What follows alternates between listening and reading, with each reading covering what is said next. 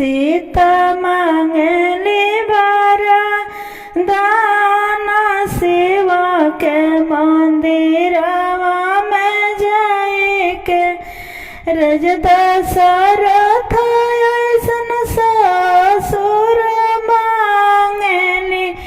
रानी कौशल्या ऐसन ससुर शिवा के मंदिरवा में जाई के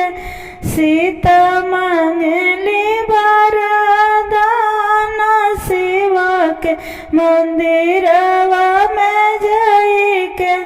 भैला छुमान ऐसन देवर मांगली पति मांगली श्री राम शिवा के मंदिर में जाई के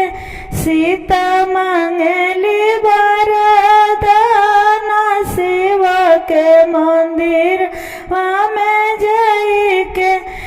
दोनों को जोनों का बेटी मांगली गोड़वा लगाना के दामाद शिवा के मंदिर